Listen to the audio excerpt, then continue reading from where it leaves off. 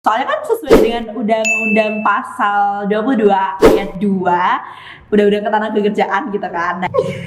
Kalau misalnya aku nggak punya ilmu apa-apa dan aku harus diajari dari nol, Untuk saat ini sih aku bisa jawab worth it ya. Kita bisa menyelesaikan 200 dokumen dalam waktu 3 hari atau 2 hari.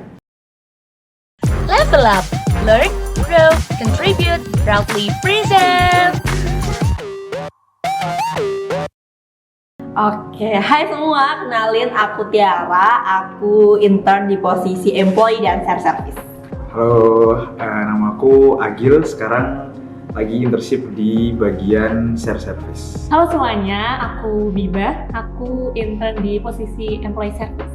Perkenalkan, aku Jona Walyavibowo. Saat ini aku magang sebagai Financial and Tax Services. Oke, jadi aku memutuskan untuk ikut internship itu pada waktu aku di semester 4 gitu kan. Nah, di situ emang pada saat itu tren magang itu sangat booming ya. Jadi kayak aku juga FOMO gitu kan. Banyak teman aku yang ngomongin magang di sini, magang di situ gitu kan. Jadinya aku FOMO dan aku mencoba. Tapi seiring berjalannya waktu aku menyadari bahwa ketika kita kuliah aja tuh nggak cukup. Jadi kita harus bisa ada gitu loh value dari diri kita yang bisa kita kembangin gitu. Jadi nanti untuk bekal ketika aku udah lulus gitu sih. Kenapa aku mutusin buat intern? Karena di zaman sekarang banyak banget pekerjaan-pekerjaan yang mewajibkan kita punya pengalaman, dan itu membuat aku sebagai orang yang mau tentunya kerja ya, bakal nyobain internship buat jadiin pengalaman itu sebelum aku ngelamar kerja. Itu guys. Sebenarnya alasan aku internship basic banget ya, mungkin alasan semua orang gitu ya. Yang pertama pasti banget mau cari pengalaman, terus cari koneksi sebanyak-banyaknya. Terus juga karena aku ngerasa di perkuliahan itu kayak masih kurang gitu pengalamannya. Jadi apalagi aku berada di masa-masa COVID ya waktu kuliah, jadi merasa nggak produktif gitu. Jadi aku ikut internship buat nambah pengalaman, nambah value, nambah skill juga gitu. Oke, kenapa aku mutusin intern? Yang pertama itu aku ada program dari kampus. Nah, dulu itu di program kampus itu ada namanya program magang 2 semester. Jadi buat anak-anak yang semester 5 sampai semester 6 itu boleh buat mengikuti magang 2 semester. Dan juga ada alasan lain, yaitu pertama aku pengen meningkatkan value aku khususnya di bidang finance, karena aku maunya nanti kalau aku udah lulus aku bakal bisa jadi auditor.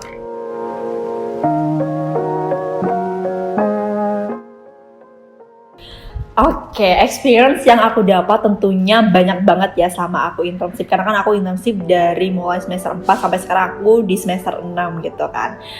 Kalau experience sendiri tuh banyak banget ya, terutama ada yang pertama tuh communication skill gitu kan. Aku diajarin communication skill yang dulunya aku kayak malu-malu gitu ngomong di depan orang banyak. Sekarang aku kayak lebih pede gitu kan ngomong di orang banyak, karena banyak kita ada ajang untuk latihannya juga sih di sana. Terus juga ada kita kemarin ada design thinking gitu kan. Jadi aku tahu nih, oh kayak gini ya design thinking. Terus ada golden circle, ada magic word, sama tentunya aku punya relasi yang banyak ya, teman-teman aku yang seru juga, terus mentor-mentor aku di tempat internship yang apa ya, istilahnya mengajari aku banyak hal gitu. Yang udah aku lakuin selama internship tentunya banyak ya, karena kan tadi ya dari semester 4 dan aku apanya tuh di beda-beda divisi gitu.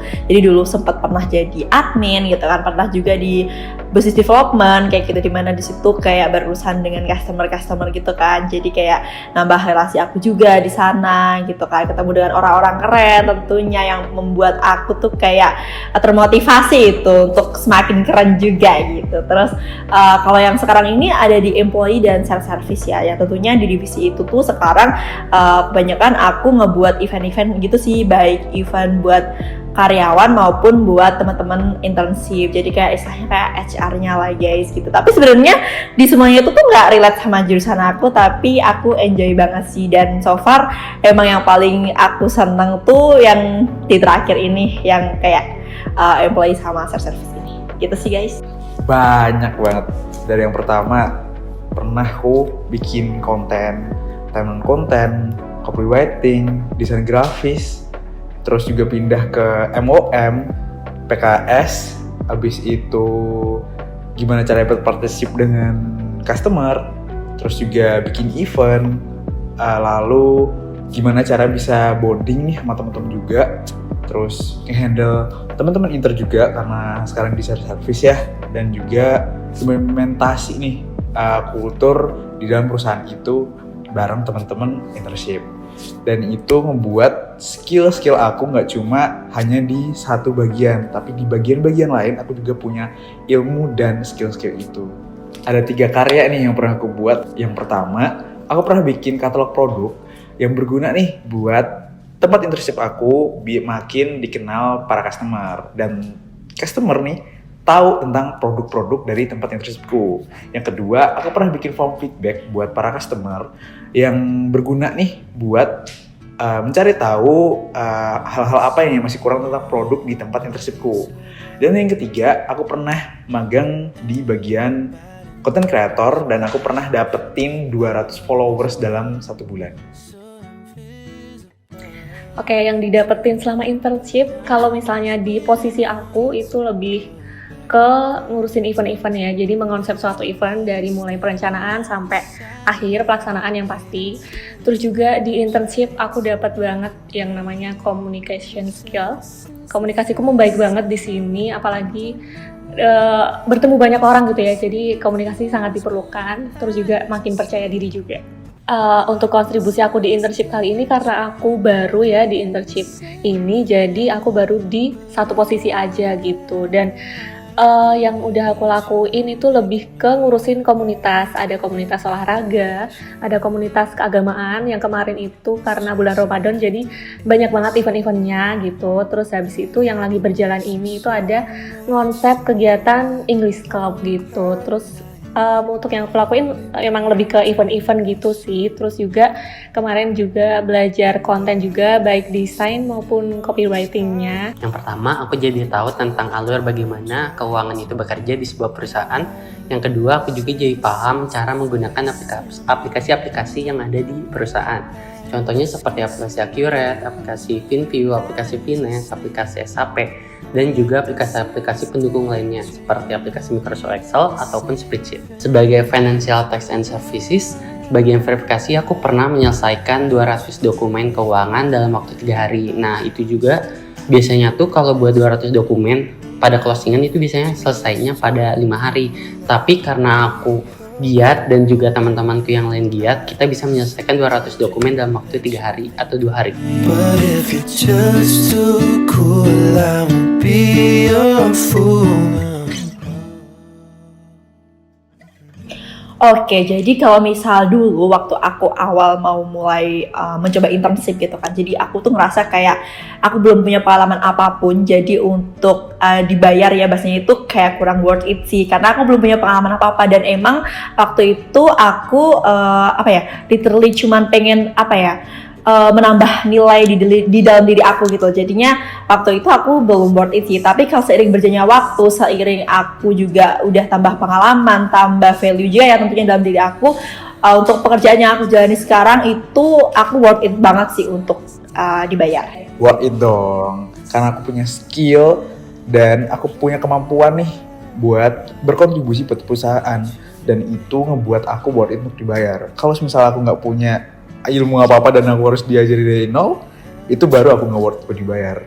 Oke, kalau untuk saat ini sih aku bisa jawab worth it ya, karena kalau misalnya diingat awal-awal dulu yang mindsetnya kayak cari pengalaman, terus cari teman-teman, cari kemampuan gitulah ya, itu mungkin mindset di awal. Tapi kalau misalnya dilihat dari sekarang, itu dengan skill dan kemampuan aku yang alhamdulillahnya udah berkembang dan udah oke, jadi worth it untuk dibayar. Menurut aku itu worth it. Kenapa? Karena sebagai Financial and Tax Services itu pekerjaannya hampir mirip-mirip seperti full time. Maka dari itu buat aku sendiri kayak biarpun aku sebagai magang, tapi itu worth it banget buat dibayar karena emang workload pekerjaan finance itu banyak dan juga seperti full timer pada umumnya. Still wish I never told you what I have.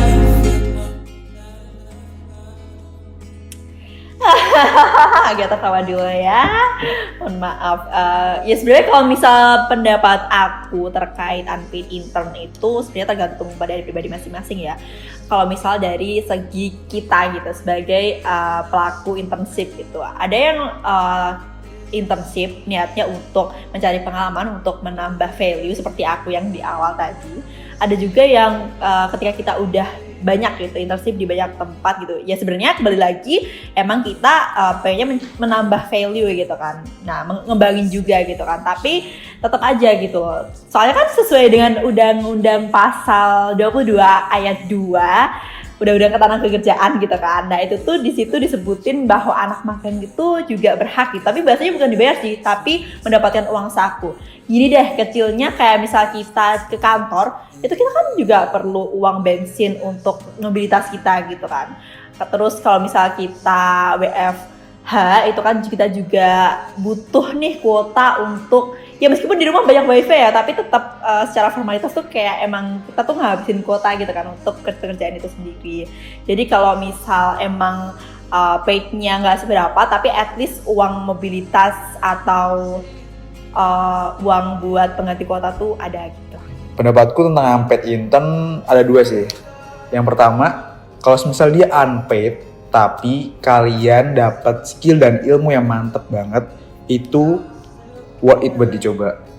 Dan kalau misal dia unpaid tapi cuma fotokopi dan kayak gitu, cuma ngerjain hal-hal yang nggak dapat ilmu nih, itu menurutku gak worth it. Jadi pinter-pinter milih tempat magang.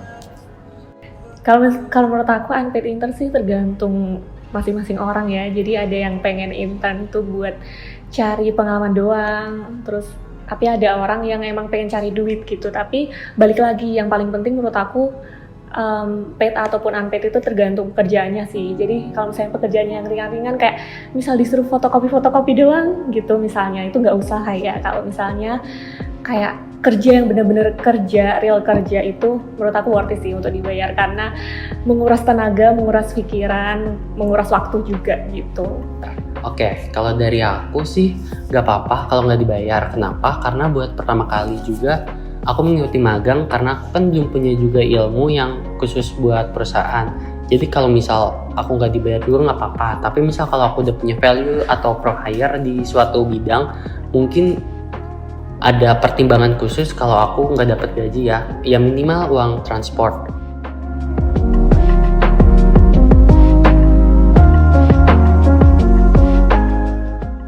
Oke, menanggapi isu tersebut, sebenarnya ini adalah isu yang cukup sensitif gitu, baik di pihak industrinya maupun pihak yang mengajukan internship-nya. Tapi sebelum ke sana, mungkin kita harus tahu dulu istilahnya. Jadi kalau untuk di dunia magang itu ada dua, ada yang namanya internship dan apprenticeship. Kalau untuk internship itu memang untuk teman-teman yang biasanya masih di level belajar untuk mencapai sarjana gitu ya, atau level S1, tingkat S1. Sehingga karena fokusnya untuk teman-teman yang memang masih belajar, jadi kebanyakannya memang internship itu untuk yang kita biar tahu seperti apa sih ilmu yang kita dapetin secara formal di bangku kuliah dan penerapannya di industri, sehingga emang lebih banyak kita pertama kali nyobain kerja praktek langsung gitu di industri. Beda kalau apprenticeship. Apprenticeship itu memang untuk kita menguji, meningkatkan sisi atau level profesional kita, profesional seseorang. Sehingga memang kalau apprenticeship itu harusnya dibayar. Dan memang arahnya untuk apprenticeship itu nanti bisa diangkat menjadi karyawan di perusahaan atau industri tersebut. Nah, terkait itu, saat ini kesempatan untuk internship, kerja praktek, dan magang sudah sangat banyak gitu ya. Daripada dulu mungkin di zaman aku masih kuliah S1. Nah, pilihannya pun beragam, ada yang memang paid dan ada yang unpaid. Dan dua-duanya cukup bervalue juga gitu ya. Tergantung kita emang butuhnya yang mana. Kalau misalkan memang kita ingin sambil nyari uang saku, silakan pilihlah internship di tempat-tempat yang memang menawarkan hal tersebut. Tapi kalau misalkan memang ini adalah pengalaman pertama kita, sangat disarankan bahwa kita nyari yang benar-benar memberikan experience yang full gitu terkait dengan kerja praktek tersebut. Jadi tentuin dulu kalian goals-nya mau kemana, baru pilihlah perusahaan industri yang menawarkan kerja praktek atau internship sesuai dengan keinginan kalian.